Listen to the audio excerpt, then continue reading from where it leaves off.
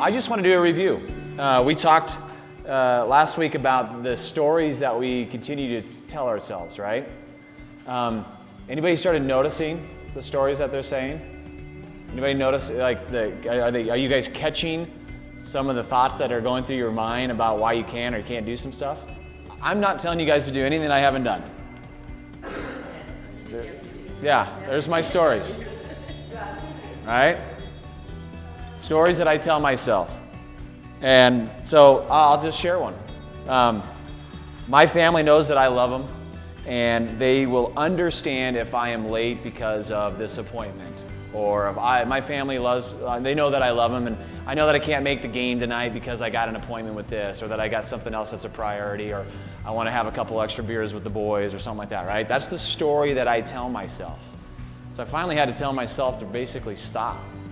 I had to tell myself to basically, I told the story to F off.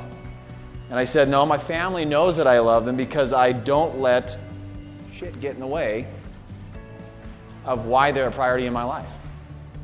So that's just one of the stories that I've identified in my life that has changed how I have that perspective on the stories that I've even been telling myself. And I think you guys know me. I think I've got my shit kind of put together for the most part, right? I mean, I'm not perfect by any means, and this is kind of showing you that these are the things that I even struggle with. But we all are telling ourselves stories. One of the things they talk about in what I'm going through is we always have triggers, right? Every day there's a trigger that sets us off. Whether it's a person, whether it's a conversation, whether it's something that just happens that day. It's a trigger that takes us from this place of focus and intentionality, and then just kind of takes us off the course, right? And so just like that story, we have to identify what that trigger is. And most of us, when that trigger happens, we don't know how to handle it, right? First reaction is always to bottle it up, right? Man, I'm ticked, I can't deal with it, I gotta bottle it up. Next trigger happens, I gotta bottle it up. Next trigger happens, I gotta bottle it up. Happens and happens and happens, and then have any of you guys ever blown up on a situation that was really not that big of a deal? Right? Okay, I'm thinking, okay, you're admitting it. Good, right? You know, it happens, right?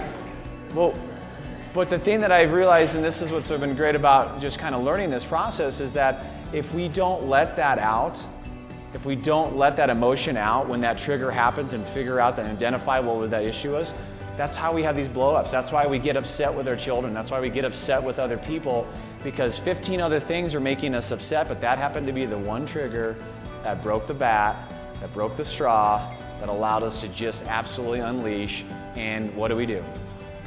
We just absolutely tear into that person. We get upset about that situation, and then after that, we have to apologize profusely and ask for forgiveness. And it's not about you. I've had all these other things, right? I mean, how many times do we have to repeat that? How many times do we want to continue to do that, right? Most of us, 40 years old, I've been doing it. And this is really nice to be able to identify trigger, how do I deal with it? How do I change it? How do I identify it? How do I make myself better so that I don't have to continue to go down this path? And so they talk about a number of things, and we mentioned this last week, right? We've got to be real with each other. We've got to be raw with each other. We've got to be relevant so that we can see the results, right? We have to be real, meaning that we have to understand the reality of the situation, and we have to have the truth be told in that situation, right? We have to be raw. We have to let our emotions out and say, these are the things that are upsetting me right now at this moment. This is how I feel. Then it has to be relevant. How do we actually make that relevant in our lives in order for us to change that course of action so that we can see the results? And the other one that we talk about too is that we have to have the facts, right? We have to know the facts of the story. Not all the crap, we have to know the facts, not the emotions behind it. We have to know the facts of the story of what is triggering us and what is getting upset. So once we know the facts, then we can face the fears of why those facts are upsetting us. Once we know the fears, then we have the focus, so then we can experience the fruits. I think it's just really awesome that we can, there's an ability for us to do that. And I think we all want to do that. None of us want to blow up, right? None of us ever want to get to that point where we're boiling over and boiling over with all these emotions. We don't know how to handle the situations. And asking for forgiveness stinks.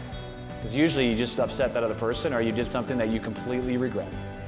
And now we got to mend that wound. We got to somehow come back with humility to say that we were sorry for what our actions were. Right? So wouldn't it be nice if we could be proactive and change the course? So I think it's really important for each and every one of us to take some time, identify those stories that we keep telling ourselves. Identify those triggers that we keep experiencing in our lives that take us down a path that we don't want to go because we know the end result's never good. And if we can know the facts, understand the fears, so that we can get to the focus, we get to experience the fruits. Right? We get to the reality of the situation, we get raw with it, we make it relevant in our lives, so that way we can experience the results. And those have been keys that have really changed my perspective on how I look at things. I guarantee you there's some stories that you've all been saying to yourselves, right? You've been saying the market's not good. Oh my gosh, I got to work with buyers for 6 months. My home's not selling. Right? We're all telling these stories about all these other things that are going outside. And yeah, there are situations that we just can't control. There's no doubt about it. But there are things that we can change in our mind. Because I'll tell you this right now, out of all the top 4 companies, right now, the top 4 companies, we're the only company that is actually producing more than we were last year. Everybody else is at least 10 to 15% down.